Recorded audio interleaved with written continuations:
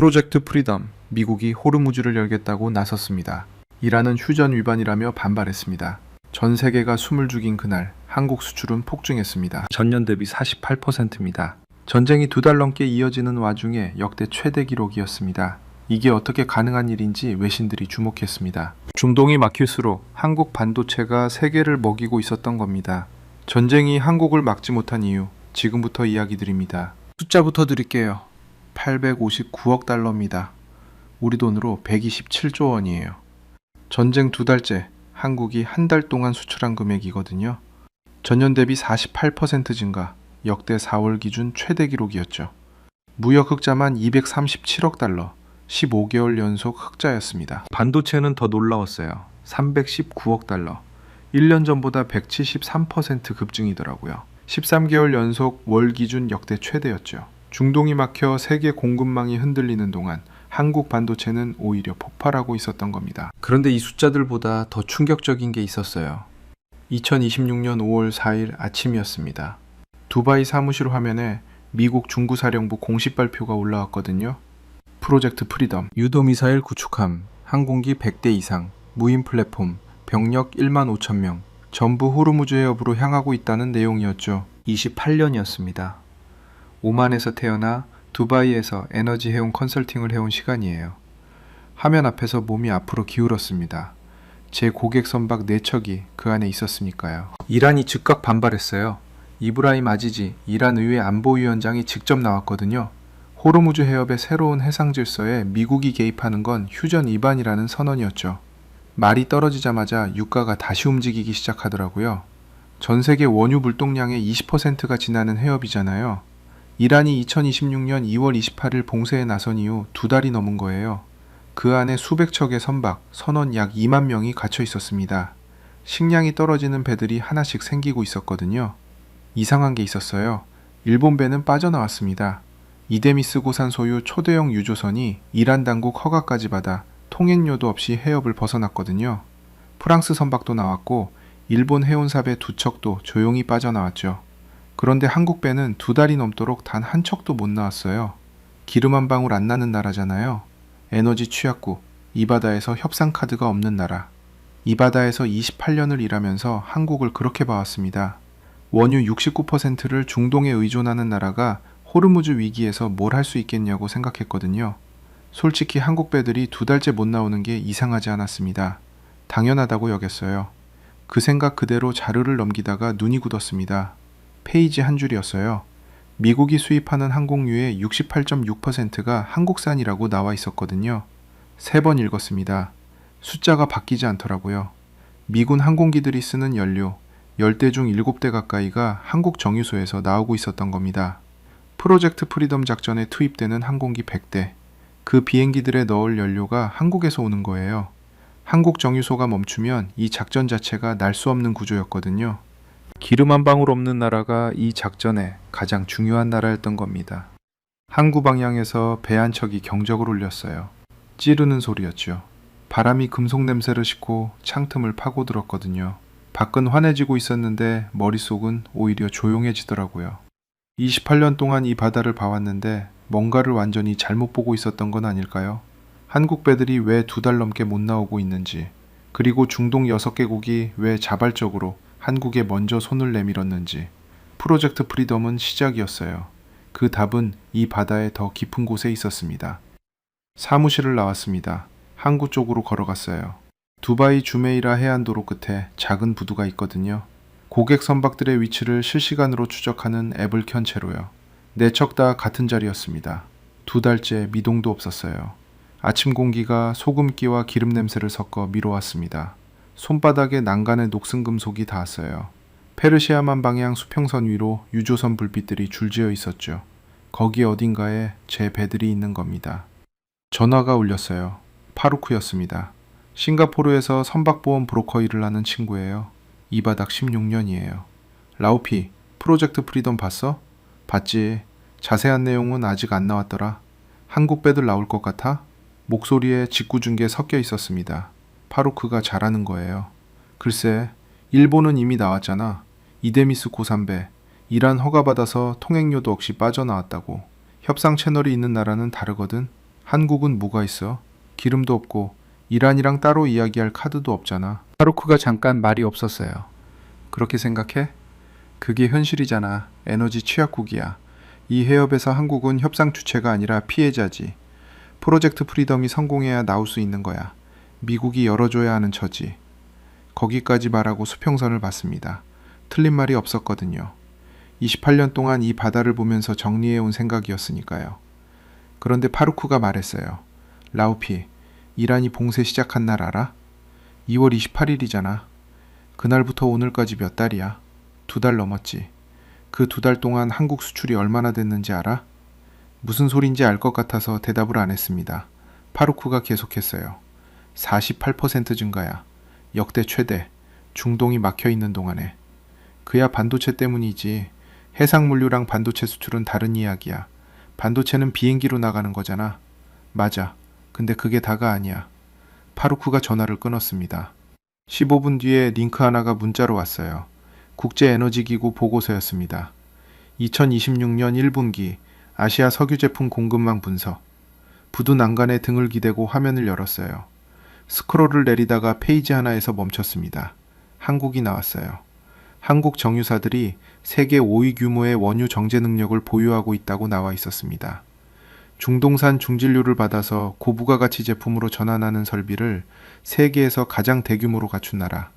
찌꺼기가 많고 황이 섞인 원유를 받아서 항공유, 경유, 석유화학 제품으로 만들어 다시 세계에 파는 구조였거든요. 이란이 봉쇄에 나선 이후 2달 동안 전 세계 원유 시장이 어디로 움직였는지가 나와 있었어요.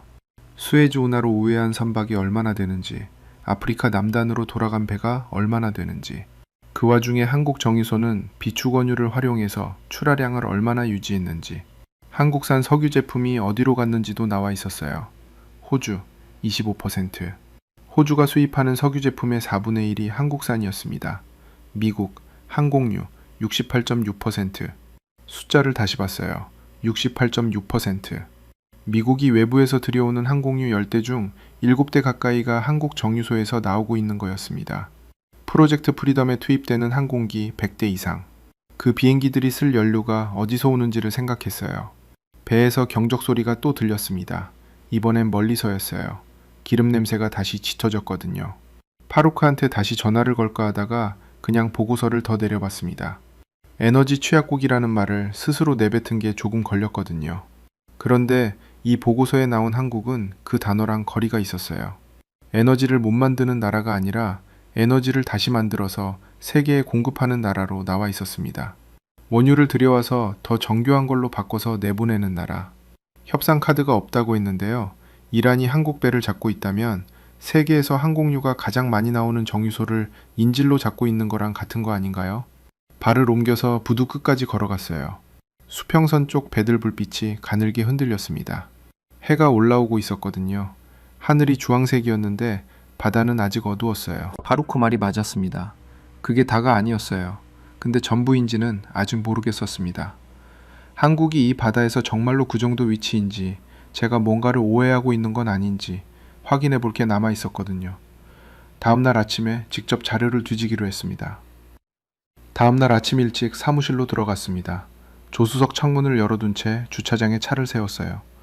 두바이 항구 쪽에서 오는 바람이 낡은 종이 냄새처럼 얼굴을 스쳤거든요.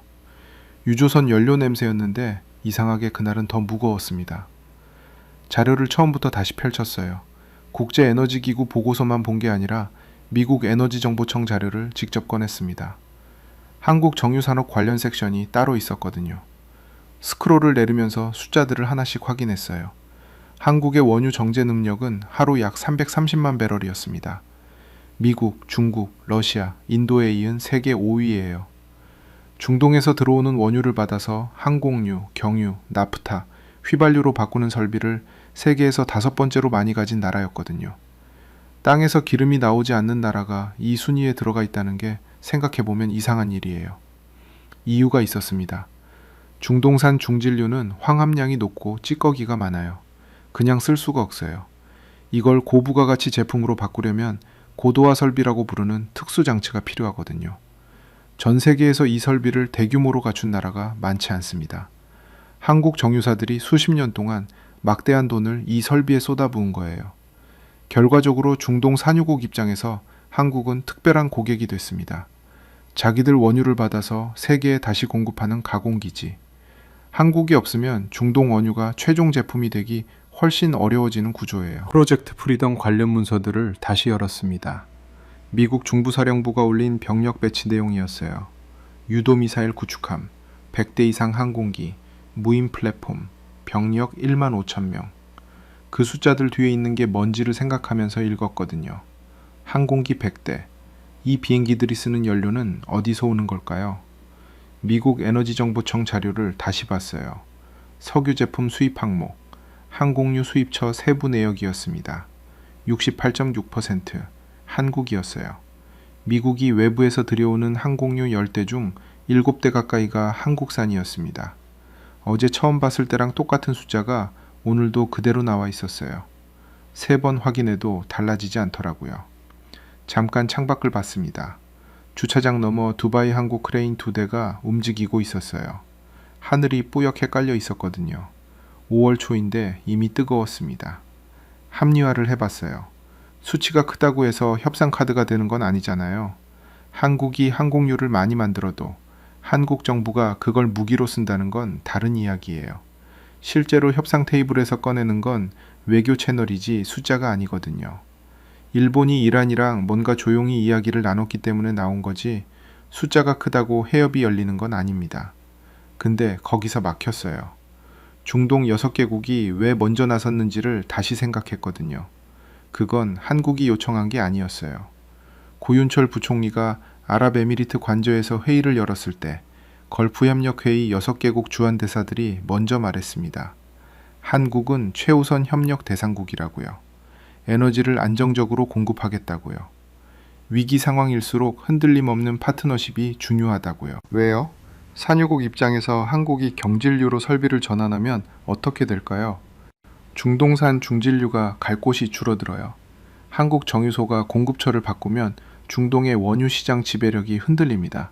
그래서 먼저 손을 내민 거예요. 한국을 붙잡아두려고. 파루크 말대로 그게 다가 아니었어요. 사무실 문이 열렸습니다. 조수입니다. 라힘이에요. 커피 2잔을 들고 들어왔거든요. 어제부터 뭘 그렇게 보세요? 한국 자료. 라힘이 컵 하나를 책상 위에 내려놓았어요. 커피 냄새가 퍼졌습니다. 따뜻했거든요. 한국이요? 갇혀있는 배들 때문에요? 그것도 있고 한국이 이 해협에서 얼마나 중요한지 생각해보고 있어. 라힘이 의자에 앉으면서 고개를 기울였어요. 중요하긴 한데요. 그래도 협상은 못하잖아요.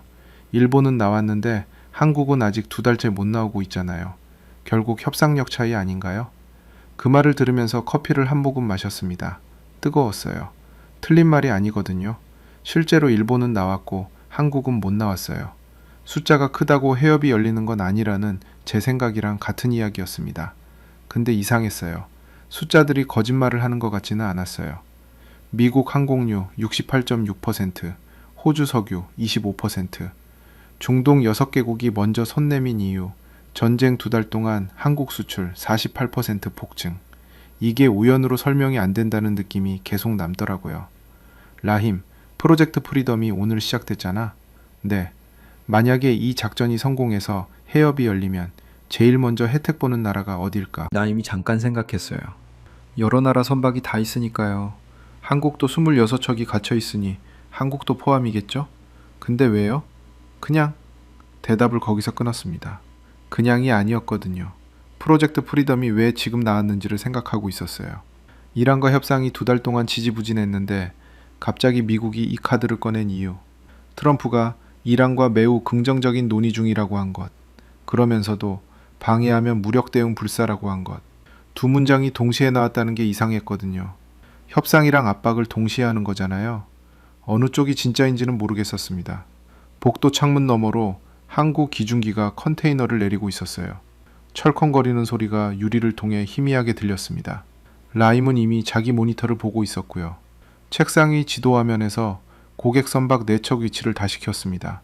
2달째 같은 자리였어요. 좌표가 1mm도 안 움직이고 있었거든요. 미국이 병력 1만 5천 명을 호르무즈에 집어넣는 동안 한국은 외교부 장관이 이란 외무장관한테 전화를 넣고 있었어요. 특사도 보냈거든요. 결과는 아직 나오지 않고 있었습니다. 한국이 이 바다에서 중요한 나라인 건 맞는 것 같았어요. 그런데 왜 못 나오는 건지는 아직 모르겠었습니다. 뭔가가 빠져 있다는 느낌. 한국이 가진 무게가 이 협상에서 왜 작동을 안 하고 있는지 그 이유가 어딘가 있을 것 같았거든요.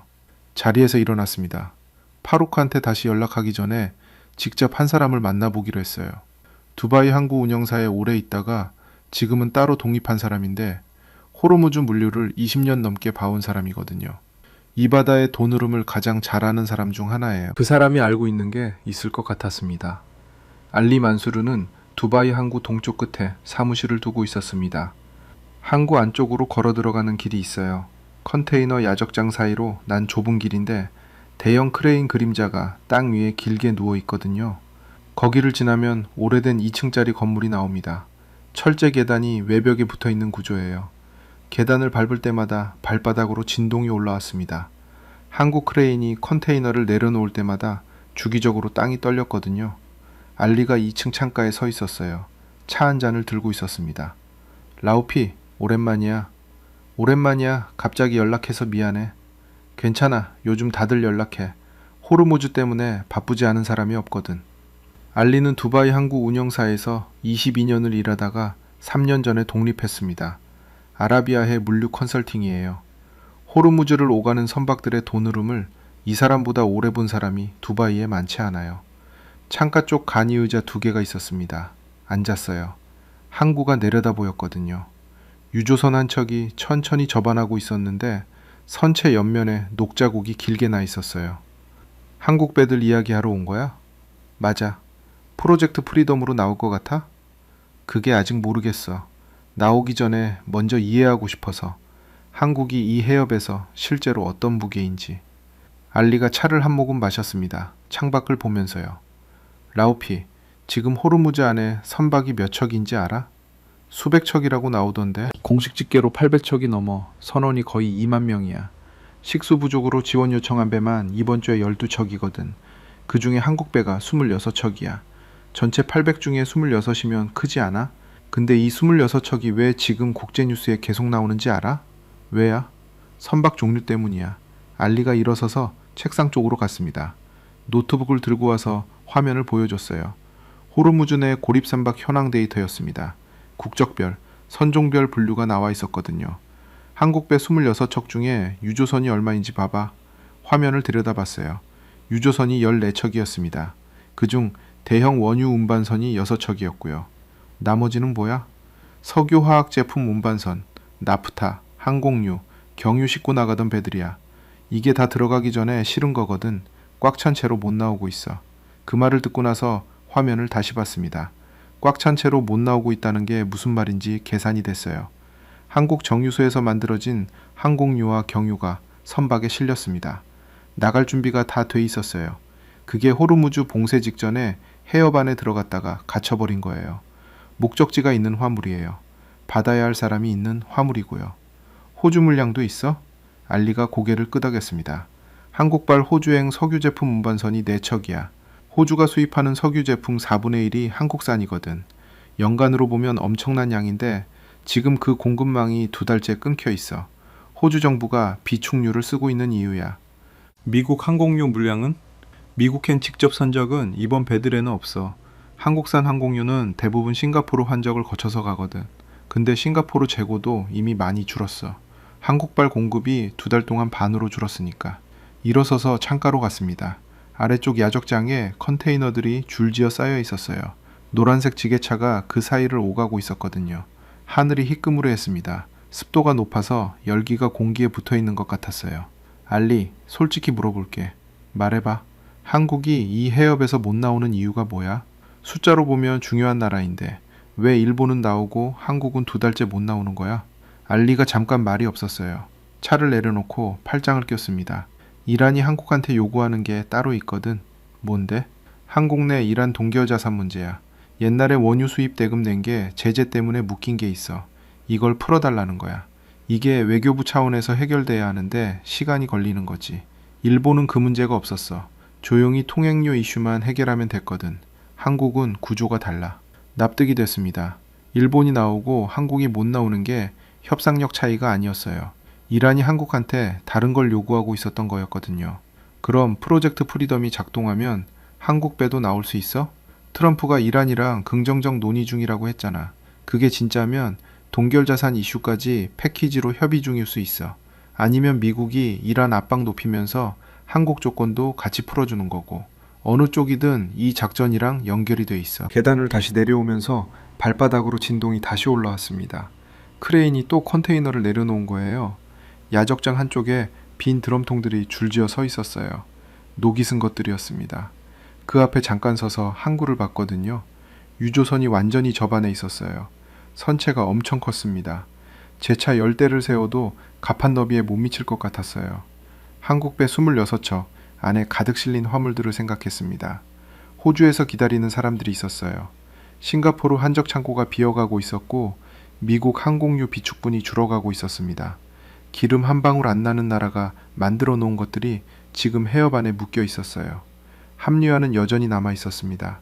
이건 인정한다고 해서 뭐가 달라지는 건 아니잖아요. 협상은 여전히 외교 채널이고 프로젝트 프리덤이 성공할지도 모르고 이란 동결자산 문제가 풀릴지도 모르는 상태이니까요. 한국이 중요하다는 게 한국 배가 나온다는 뜻은 아니거든요. 그래도 아까 라임한테 했던 말이 마음에 걸렸어요. 에너지 취약국, 협상 카드가 없는 나라. 그 두 마디를 지금도 그대로 쓸 수 있을지 모르겠었습니다. 사무실로 돌아오는 길에 핸드폰이 울렸습니다. 파루크였어요. 라우피, 지금 어디야? 항구 나오는 길. 알리 만나고 온 거야? 한국배 화물 종류 들었어. 항공유랑 나프타 실은 배들이 꽉 찬 채로 거기 있다고. 그거 알아? 그게 다가 아니야. 파루크가 또 그 말을 했습니다. 그게 다가 아니야. 이틀 동안 2번째예요. 또 뭐가 있어? 지금 싱가포르 데이터 보고 있는데 한국 수출 통계 전체를 봐봐. 반도체 수출만 보지 말고. 걸음을 멈췄어요. 야적장 옆 그늘 아래 섰습니다. 크레인 그림자가 땅 위에 깔려 있었거든요. 핸드폰으로 한국산업통상부 발표 자료를 검색했어요. 2026년 4월 수출입 동향이 나왔습니다. 숫자를 내려봤어요. 859억 달러. 전년 대비 48% 증가. 역대 4월 최대. 거기까지는 이미 알고 있었거든요. 반도체 319억 달러. 173.5% 급증. 13개월 연속 월 기준 최대. 이것도 알았어요. 그런데 다음 항목에서 손가락이 멈췄습니다. 컴퓨터 40억 8천만 달러. 515.8% 증가. 2달 연속 월 기준 역대 최대. 515%요. 전년 대비 5배가 넘게 뛴 거예요. 컴퓨터 수출이 515%야. 그게 SSD야. 인공지능 데이터 센터 수요가 폭발하면서 SSD 수요가 같이 터진 거거든. 전 세계 인공지능 서버가 한국산 반도체랑 SSD로 돌아가고 있어. 항목을 더 내려봤어요. 석유 제품 51억 1천만 달러. 39.9% 증가. 이건 아이러니했습니다. 호르무즈가 막혀서 국제 유가가 뛰었는데 그 덕분에 한국 석유 제품 수출 금액이 오히려 올랐어요. 물량은 줄었는데 단가가 올라서 금액이 증가한 거거든요. 전쟁이 한국 석유 제품 수출 단가를 올려준 셈이었습니다. 무역 수지 237억 7천만 달러 흑자. 15개월 연속 흑자. 파루크, 이게 전쟁 2달 동안 나온 숫자야? 맞아. 중동이 막혀 있는 동안에. 중동 수출은 얼마나 됐어? 중동 지역 수출은 25% 줄었어. 전쟁 때문에 물류 차질이 생겨서. 그런데 대미 수출이 54% 늘었고 대중 수출이 62% 늘었거든. 중동이 막혀도 미국이랑 중국이 한국 반도체를 더 사간 거야. 그늘에서 나와서 걷기 시작했어요. 숫자들이 한꺼번에 겹쳐졌습니다. 호르무즈가 봉쇄됐어요. 세계 원유 물동량 20%가 막혔거든요. 전 세계 공급망이 흔들렸습니다. 선박 운임이 올랐고 유가가 튀었고 에너지 위기 경고가 쏟아졌어요. 그 와중에 한국은 역대 최대 수출을 찍었습니다. 왜냐하면 한국이 파는 게 원유가 아니거든요. 한국이 파는 건 원유를 가공한 제품이고 원유를 활용해서 만든 반도체이고 인공지능 서버에 들어가는 저장 장치입니다.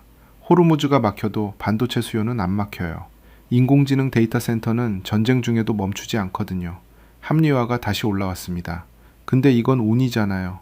한국이 전략적으로 계획한 게 아니에요. 인공지능 수요가 공교롭게 이 시점에 폭발한 거잖아요. 타이밍이 맞아떨어진 거지 한국이 뭔가를 대단히 준비한 게 아니거든요. 주차장에 차를 세우고 안으로 들어갔어요. 라힘이 화면을 보고 있다가 고개를 들었습니다. 아까 파루크한테서 연락 왔었어요. 자료 전달해달라고. 책상 위에 이메일 하나가 와 있었어요. 파루크가 보낸 거였습니다. 첨부 파일을 열었어요. 외국기관 분석 자료였거든요. 미국 전략국제문제연구소 2026년 1분기 한국에너지안보 분석이었습니다. 크로를 내렸어요. 호르무즈 위기는 역설적으로 한국의 에너지 공급망 전략적 가치를 재확인하는 계기가 됐다. 한국의 원유 고도화 설비는 단순한 수입 가공 설비가 아니라 글로벌 에너지 공급망의 핵심 노드다. 노드, 핵심 연결점이라는 말이었어요. 특히 아시아 태평양 지역 항공유 공급의 허브 기능을 담당하고 있어 한국 정유시설의 가동 여부는 미국, 호주, 일본을 포함한 동맹국의 군사 운용 능력과 직결된다. 군사 운용 능력이라고 나와 있었습니다. 미국이 프로젝트 프리덤에 항공기 100대를 투입한다고 했어요. 그 비행기들이 쓸 연료가 한국에서 나온다고 어제 처음 봤을 때는 우연 같았거든요. 근데 미국 전략국제문제연구소가 직접 쓴 보고서에 군사 운용 능력과 직결된다고 나와 있었습니다. 우연이 아니었어요. 라힘이 옆에서 화면을 들여다봤어요. 이거 미국 기관 자료예요? 한국 이야기를 미국 기관이 분석했네요. 그러게. 라힘이 잠깐 읽다가 말했어요. 그럼 미국 입장에서 한국 배가 나오는 게 중요한 거 아닌가요? 한국 정유소가 다시 정상 공급을 해야 미국 항공유도 회복되는 거잖아요. 그 말이 머릿속에서 맴돌았습니다. 맞는 말이에요. 근데 저는 거기서 멈췄거든요. 프로젝트 프리덤의 목표가 인도적 구출이라고 트럼프는 말했어요. 근데 미국 입장에서 한국 배를 꺼내는 건 인도적인 이유만이 아닐 수 있었습니다. 한국 정유소가 다시 원유를 들여와서 항공유를 만들어내야 미국 군사작전 능력이 회복되거든요. 프로젝트 프리덤이 성공해야 프로젝트 프리덤을 유지할 연료가 생기는 구조예요. 이게 맞다면 미국이 이 작전을 시작한 이유 중에 한국이 있는 거잖아요. 합리화를 포기하려다 다시 잡았습니다. 아직 확인이 안 됐어요. 추론이에요. 전략국제문제연구소 보고서가 있다고 해서 이 추론이 현실에서 작동한다는 뜻은 아니거든요. 이란이 어떻게 반응할지 모르고 협상이 어디까지 진행됐는지 모르고 한국 동결자산 문제가 패키지로 들어가 있는지도 모르는 상태잖아요. 파루크한테 전화했어요. 이 보고서 어디서 났어? 워싱턴 쪽 채널에 있어. 지난주에 나온 거야. 이거 공개 자료야? 공개야. 누구나 볼 수 있어. 잠깐 생각했어요. 파루크, 솔직히 말해봐. 너 지금 나한테 뭘 결론 내리길 바라는 거야? 파루크가 웃었습니다. 결론? 그건 네가 내려야지. 나는 그냥 숫자 보여준 거야. 전화를 끊었습니다. 창밖을 봤어요. 두바이 항구 쪽 크레인이 세 대가 동시에 움직이고 있었어요. 저녁이 가까워지면서 하늘색이 주황에서 붉은 쪽으로 바뀌고 있었습니다. 항구 불빛이 하나씩 켜지기 시작했어요. 반도체 수출 319억 달러, SSD 515%, 항공유 68.6%, 호주 석유 25%, 중동 6개국 최우선 산원, 미국 전략국제문제연구소 보고서. 숫자들이 같은 방향을 가리키고 있었어요. 그래도 아직 한 가지가 납득이 안 됐습니다. 한국이 이 모든 게 사실이라면 왜 이 나라는 지금도 2달째 배를 못 꺼내고 있는 걸까요? 다음날 아침이었습니다. 두바이 미디어시티 쪽 회의실을 잡았어요. 카타르 에너지그룹에서 아시아 담당으로 일하는 하심 알카와리를 만나기로 했거든요. 이쪽 에너지 업계에서 하심을 모르는 사람이 없어요. 카타르 국영 에너지 회사 출신으로 현장 경험이 19년이에요. 아시아 원유 수출 협상을 직접 뛴 사람이거든요. 회의실 문을 열었을 때 하심은 이미 앉아 있었습니다. 노트북을 펼쳐놓고 뭔가를 보고 있었어요. 라오피, 오랜만이야. 오랜만이야. 갑자기 연락했는데 시간 내줘서 고마워. 괜찮아. 나도 마침 한국 관련해서 확인하고 싶은 게 있었어. 커피가 이미 2잔 나와 있었습니다. 의자에 앉으면서 잔을 당겼어요. 하심, 중동 6개국이 한국에 최우선 공급 선언한 거 알지? 알지. 지난달 초에 구윤철 부총리 만난 자리에서 나온 거잖아. 나도 그 회의 내용 전달받았어. 왜 그랬어? 진짜 이유가 뭐야? 하심이 커피를 한 모금 마셨습니다. 라오피, 한국 정유사들이 경질유로 설비를 전환하면 어떻게 되는지 알아? 중동산 중진료가 갈 곳이 줄어들겠지. 맞아. 우리 입장에서는 재앙이야. 한국 정유소는 중동산 중진료를 가장 대규모로 소화하는 곳 중 하나거든. 북해산 브렌트유나 미국 서부 텍사스산 원유로 공급처를 바꾸면 우리 수출 물량이 직격탄을 맞아. 그래서 먼저 나선 거야. 한국을 붙잡아 두려고. 한국이 공급처 바꿀 가능성이 실제로 있어? 이번 위기 때문에 한국 정부가 에너지 다변화를 공식 검토 중이야. 사우디, 카타르 쪽에서 그 신호를 받은 거야. 그래서 대사들이 직접 나선 거고. 노트북 화면을 돌려서 보여줬어요. 국제에너지기구가 발표한 2026년 아시아 원유 수급 전망이었습니다. 이거 봐봐. 호르무즈 봉쇄가 3개월 이상 이어지면 한국이 카자흐스탄 오만 육로 경로로 대체 수입을 시작한다는 분석이야. 그게 현실화되면 중동 원유 의존도가 처음으로 60% 아래로 떨어질 수 있어. 우리가 가장 피하고 싶은 시나리오거든. 회의실 창문 너머로 두바이 스카이라인이 보였어요. 유리 외벽 빌딩들이 아침 햇빛을 받아서 반짝이고 있었습니다. 그 아래 도로 위로 차들이 빽빽하게 흐르고 있었거든요. 하심, 프로젝트 프리덤이 이런 맥락에서 나온 거라고 봐? 하심이 잠깐 생각했어요. 트럼프 입장에서 보면 여러 이유가 겹쳐 있겠지. 유가를 잡아야 해. 선거 이전부터 유가 이슈는 미국 정치에서 민감한 거잖아. 거기다 이란 압박을 유지하면서도 인도적 명분을 확보하고 싶은 거고. 근데 그게 전부는 아닐 거야. 그럼 뭐가 더 있어? 미국이 수입하는 항공유 68.6%가 한국산이라는 거 알잖아. 알아. 프로젝트 프리덤에 항공기 100대 이상이 투입돼. 그 비행기들이 쓸 연료를 생각하면 한국 정유 공급망이 정상화되는 게 미국 군사작전과 직결되거든. 이건 인도주의가 아니라 실익이야. 그 말을 들으면서 커피잔을 내려놓았습니다. 파루크가 같은 이야기를 했어요. 알리도 비슷한 방향으로 말했고요. 세 사람이 각자 다른 채널에서 같은 결론에 도달하고 있었습니다. 하심, 솔직히 물어볼게. 말해봐.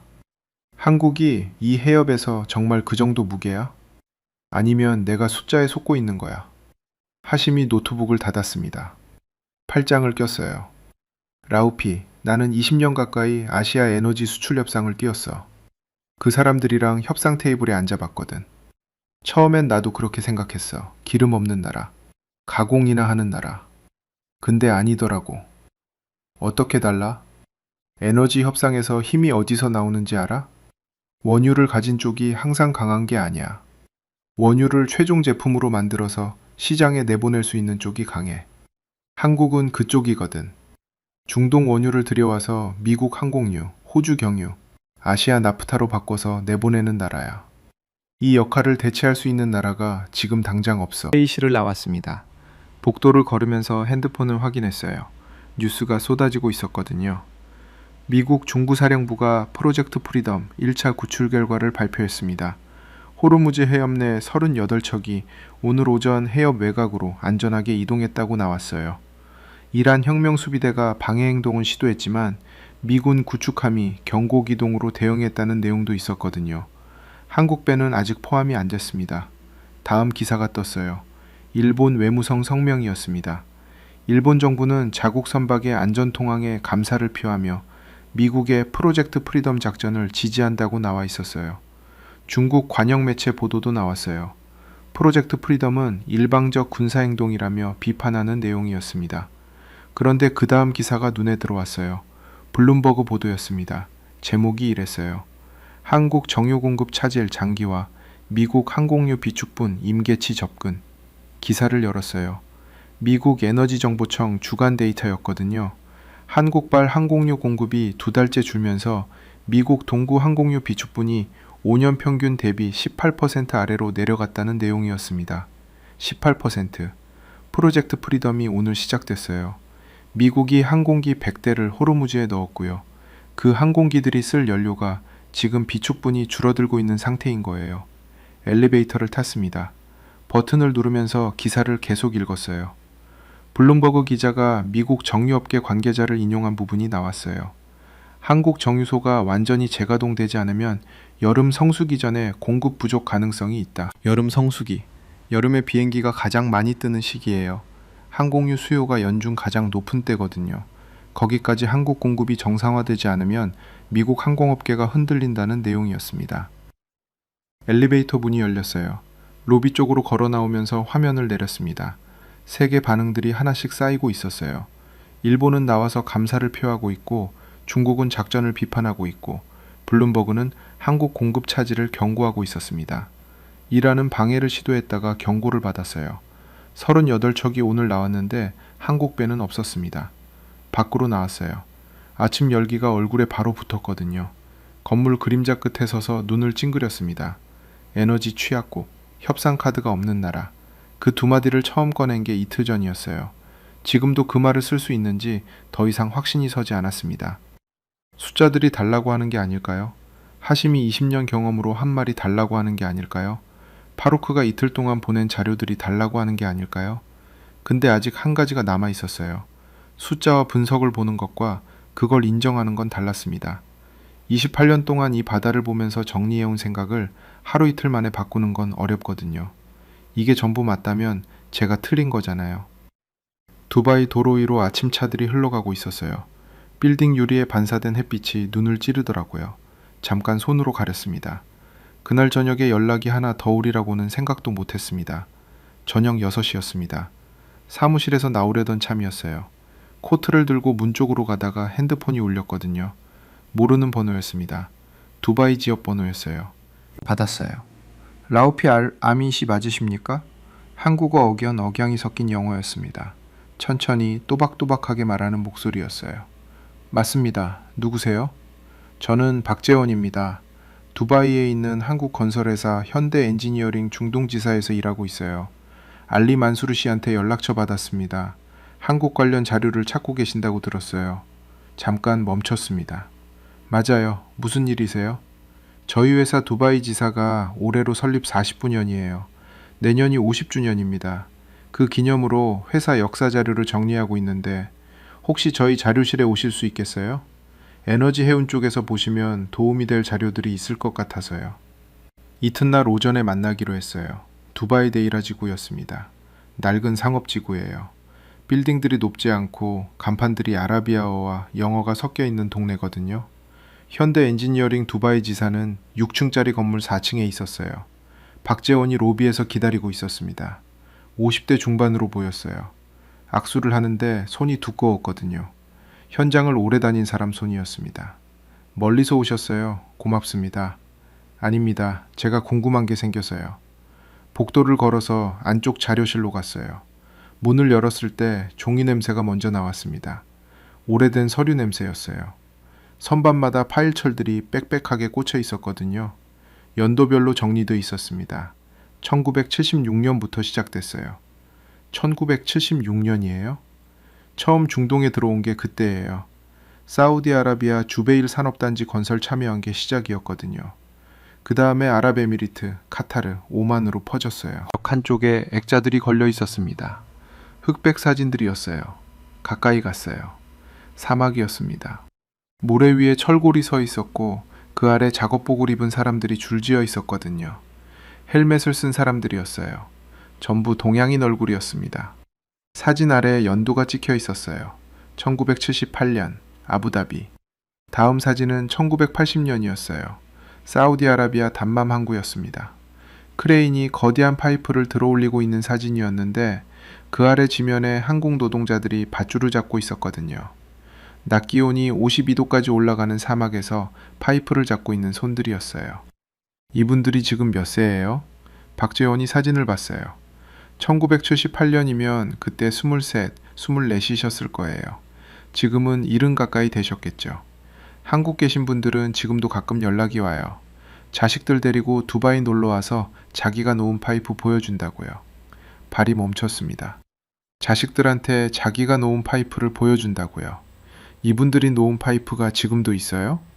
있죠. 주베일 산업단지 일부 설비는 지금도 가동 중이에요. 중동 정유 설비 기반 인프라의 상당 부분이 그 시절 한국 건설사들이 지은 거거든요. 파이프라인, 항만, 플랜트. 당시 한국 기업들이 싸게 잘한다고 중동 전역에서 불렀어요. 선반 쪽으로 걸어가서 1978년 파일철을 꺼냈어요. 낡은 종이가 손끝에서 서걱거렸습니다. 파일을 펼쳤거든요. 월급 명세서가 나왔어요. 달러 금액이 적혀 있었습니다. 월 300달러에서 400달러 사이였어요. 1978년 기준으로는 큰 돈이었겠지만 지금 기준으로는 서울 최저임금의 절반도 안 되는 금액이었어요. 그게 지금 중동 정유 인프라의 시작이었습니다. 박재원이 파일 뒤쪽을 넘겼어요. 사진이 한 장 더 나왔습니다. 낙타 한 마리가 지나가고 있었어요. 배경에 플랜트 철골이 올라가고 있었거든요. 한국 노동자 한 명이 카메라를 보면서 웃고 있었습니다. 안전모가 비뚤어져 있었어요. 25살쯤 돼 보이는 얼굴이었거든요. 뒷면에 글씨가 있었어요. 볼펜으로 쓴 한국어였습니다. 어머니, 보고 싶습니다. 여기서 번 돈으로 동생 대학 보내겠습니다. 건강하세요. 손에서 파일이 떨어질 뻔했습니다. 종이를 내려놓고 그 자리에 서 있었어요. 21번 고르려고 했는데 잘 안 될 거거든요. 여러분의 아버지였습니다. 1970년대 이 사막에 와서 52도 열기 속에 파이프를 잡았던 분들이요. 월급 400달러를 받아서 절반을 고향에 붙였던 분들이요. 어머니한테 편지를 쓰면서 동생 대학 보내겠다고 했던 분들이요. 지금 70이 넘어서 자식 손잡고 두바이에 와서 자기가 놓은 파이프를 보여주시는 분들이에요. 그 손들이 지금 중동 에너지 인프라의 뼈대가 됐습니다. 그 땀이 50년을 건너뛰어서 오늘 한국 정유소 기술자들의 손이 됐어요. 한국이 세계 5위 정제 능력을 가지게 된 건 어느 날 갑자기 생긴 게 아니었거든요. 그 설비들을 이해하고 운용할 수 있는 사람들이 어떻게 만들어졌는지 이 사진 앞에 서니까 조금 알 것 같았습니다. 미국이 수입하는 항공유 68.6%가 한국산이라는 숫자요. 호주 석유의 25%가 한국산이라는 숫자요. 중동 6개국이 한국에 먼저 손 내민 이유요. 전쟁 2달에 수출 48% 폭증이라는 숫자요. 이게 전부 이 사진 한 장에서 시작된 겁니다. 기름 한 방울 안 나는 나라가 이 바다에서 협상 카드가 없다고 했어요. 제가 틀렸습니다. 카드가 없는 게 아니었어요. 카드를 50년 동안 쌓아온 거였거든요. 월급 400달러를 받으면서 사막에서 파이프를 놓은 사람들이 쌓은 겁니다. 어머니한테 편지를 쓰면서 동생 학비를 붙인 사람들이 쌓은 거예요. 박재원이 옆에서 보고 있었습니다. 괜찮으세요? 괜찮아요. 목소리가 잘 안 나왔어요. 다시 사진을 봤습니다. 카메라 보면서 웃는 25살 얼굴이요. 안전모가 비뚤어진 얼굴이요. 이 사람이 있었기 때문에 오늘 한국배 26척이 호르무즈 안에 있는 거예요. 꽉 찬 채로요. 항공유랑 나프타를 가득 싣고요. 그게 세상에 필요한 물건이 됐기 때문에 호르무즈 안에 들어가 있는 거잖아요. 오늘도 70이 넘은 여러분의 아버지들이 두바이 어딘가에서 자식 손을 잡고 자기가 놓은 파이프 앞에 서 계실 겁니다. 그 손이 한국이 이 바다에서 가진 가장 오래된 카드입니다. 아무도 빼앗아갈 수 없는 카드예요. 파일을 조심해서 닫았어요. 박재원한테 고맙다고 했습니다. 악수를 하는데 그 두꺼운 손이 다르게 느껴졌어요. 계단을 내려오면서 핸드폰을 꺼냈거든요. 파루크한테 문자를 보냈습니다. 내가 틀렸어. 에너지 취약국이 아니야. 답장이 바로 왔어요. 알고 있었어. 건물 밖으로 나왔습니다. 두바이 저녁 공기가 낮보다 조금 가벼웠어요. 먼 곳에서 기도 시간을 알리는 소리가 들렸거든요. 데이라, 지구 낮은 건물들 위로 하늘이 어두워지고 있었습니다. 그날 밤 호르무즈에서 소식이 하나 더 들어왔어요. 프로젝트 프리덤 2차 구출에서 한국 선박 3척이 포함될 수 있다는 내용이었습니다. 미국과 이란이 개별 선박 처리 조건을 협의 중이라는 이야기였거든요. 아직 확정이 아니었어요. 그래도 핸드폰을 오래 들고 있었습니다. 이틀이 지났습니다. 프로젝트 프리덤 2차 구출에서 한국 선박 3척이 포함됐다는 공식 발표가 나왔어요. 미국과 이란이 개별 선박 통항 조건을 협의하면서 한국 동결 자산 일부를 패키지로 묶은 결과였거든요. 3척은 항공유와 나프타를 실은 석유화학 제품 운반선이었습니다. 나머지 23척은 아직 협의 중이었어요. 3척이었지만 처음이었습니다. 2달 넘게 단 한 척도 못 나오던 한국배가 처음으로 호르무즈 밖으로 나왔어요. 파루크한테서 전화가 왔습니다. 봤어? 봤어. 어때? 말로 표현이 잘 안 돼. 파루크가 웃었어요. 짧게요. 사무실 창문 너머 두바이 항구 쪽으로 눈이 갔습니다. 크레인들이 오늘도 움직이고 있었어요. 하늘이 맑았거든요. 오전 햇빛이 유조선 선체에 반사되고 있었습니다. 멀리서 경적 소리 하나가 낮고 길게 울렸어요. 라우피 아라민 52세 두바이 에너지 해운 컨설팅 28년 이 바다에서 28년을 일하면서 한국을 에너지 취약국으로 봐왔습니다. 기름 한 방울 안 나는 나라, 협상 카드가 없는 나라. 이 해협에서 미국이 열어줘야 나올 수 있는 나라. 틀렸습니다. 박재원이 보여준 흑백 사진 한 장이 그 생각을 바꿨어요. 1978년 아부다비 사막에서 안전모를 비뚤게 쓰고 카메라를 보면서 웃던 25살 얼굴이요. 뒷면에 어머니한테 쓴 편지가 볼펜으로 적혀있던 그 종이 한 장이요. 그 손들이 50년을 건너뛰어서 오늘 한국 정유소를 만들었어요. 그 땀이 세계 5위 정제 능력이 됐습니다. 미국 항공유 68.6%가 됐어요. 호주 석유 25%가 됐거든요. 전쟁 2달에 수출 48% 폭증이 됐습니다. 프로젝트 프리덤이 한국 배를 꺼내야 하는 이유가 됐어요. 카드가 없었던 게 아니에요. 50년 동안 쌓아온 거였거든요. 책상 위에 메모가 하나 있었습니다. 어제 저녁에 받아 적은 거예요.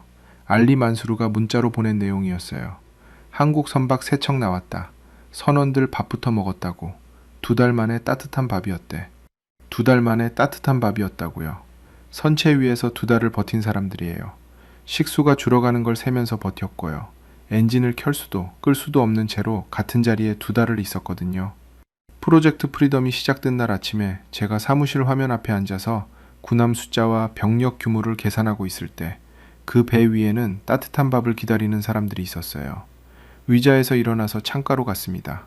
항구 쪽 바람이 창틈으로 들어왔어요. 소금기가 섞여 있었습니다. 철 냄새도 같이 왔거든요. 낮 햇빛이 수면 위에 부서지고 있었어요. 28년 동안 이 바다에서 일하면서 에너지를 숫자로만 봐왔습니다. 배럴, 달러, 퍼센트, 노드, 공급망, 협상력. 그 숫자들 뒤에 어머니한테 편지를 쓰는 사람이 있다는 걸 생각 안 했어요. 그게 틀렸습니다. 프로젝트 프리덤이 오늘도 진행 중이에요. 나머지 한국 선박 23척, 협의가 계속되고 있거든요. 이란과 미국 사이 협상 채널도 열려 있습니다. 다 끝난 게 아니에요. 아직 해협 안에 있는 배들이 있거든요. 그래도 처음 3척이 나왔어요. 고객 선박 4척 중에 아직 안 나온 게 있었습니다. 위치 추적 앱을 켰어요. 좌표가 이틀 전 그 자리에 있었거든요. 아직 같은 자리였습니다. 협상이 진행 중이에요. 결과를 기다려야 했습니다. 창가에서 한참 서 있었어요. 기도 소리가 먼 곳에서 들려왔습니다.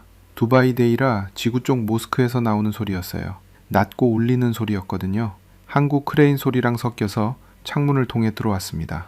박재원이 보여준 사진 속 얼굴을 다시 생각했어요. 25, 안전모 삐뚤게, 웃고 있는 얼굴. 그 사람이 지금 70이 넘어서 어딘가에 계세요. 자식 손잡고 두바이에 와서 자기가 놓은 파이프 앞에 서 계실 수도 있어요. 손이 많이 거칠어지셨겠죠? 그때 받은 월급 400달러로 동생을 대학 보내셨는지 모르겠어요. 어머니한테 쓴 그 편지가 고향 집에 닿았는지도요. 그런데 그 손이 오늘 호르무즈 해협에 영향을 미치고 있습니다. 미국이 항공기 100대를 넣어서 해협을 열려고 하는 이유 중에 그 손이 있어요. 중동 6개국이 한국에 먼저 손 내민 이유 중에 그 손이 있거든요. 전쟁 2달에 한국 수출이 역대 최대를 찍은 이유 중에 그 손이 있습니다. 28년 동안 이 바다에서 일했는데 그걸 몰랐어요. 아니, 알려고 하지 않았습니다. 항구 쪽에서 경적이 또 울렸어요. 이번엔 가까이서였거든요. 유조선 한 척이 접안 준비를 하고 있었습니다. 선체가 컸어요. 햇빛이 그 옆면에 부서지면서 물 위로 반사되고 있었거든요. 위치 추적 앱을 다시 봤어요. 고객 선박 4척. 세 자리가 어제보다 조금 달랐습니다. 좌표가 움직이고 있었어요. 미세하게요. 방향이 해협 출구 쪽이었거든요. 손가락으로 화면을 확대했어요. 좌표가 계속 움직이고 있었습니다.